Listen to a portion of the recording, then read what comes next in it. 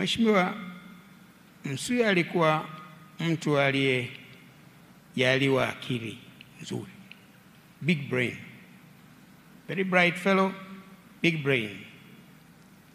Hakuwa mtaalamu wa uchumi na fedha kwa kusomea, ni social worker, lakini aliyafahamu mambo ya uchumi na fedha vizuri sana, na ndio maana alipokuwa waziri wa fedha, amewahi kuteuliwa waziri wa fedha mara 2 na Mwalimu Nyerere na mara 1 na mzee Mwinyi.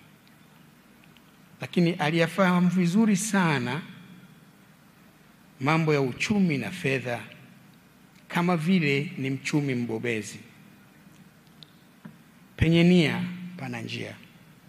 Kwa hili ndio la kwanza la kujifunza, kwamba ukijitahidi kujifunza utajua.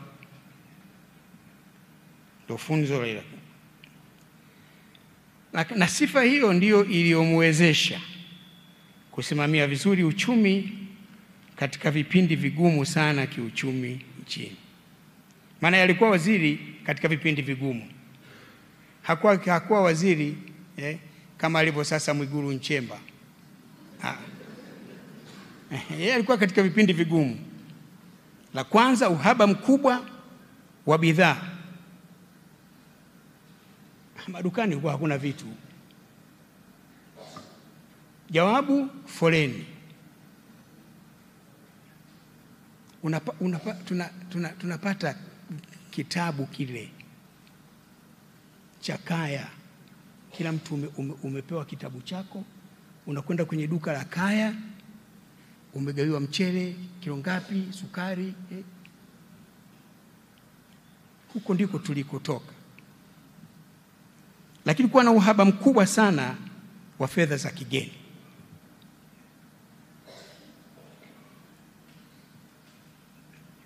Lakini kuwa na uhaba mkubwa wa fedha za kigeni kwa sababu uchumi ulikuwa umedumaa tu. The economy was not growing, and at some point ilikwenda kwenye negative growth.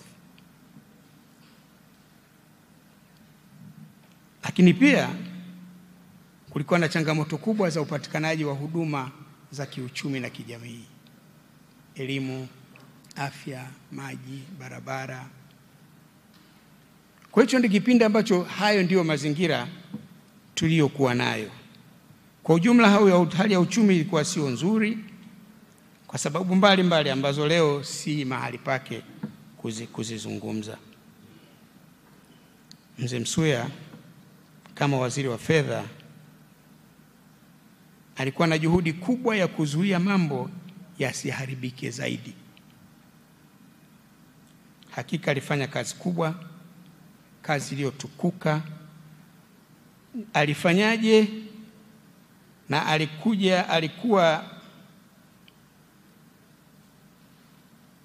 alifanyaje? Alikuwa anayajua yeye zaidi. Na nimeambiwa kitabu chake kinaandikwa, basi pengine kwenye hicho kitabu tutanufaika sana on how to handle an economy, how to manage an economy in crisis. Yeye alikuwa na economy in crisis. Kwa jumla alikuwa mtu mwenye akili nzuri, maarifa mengi.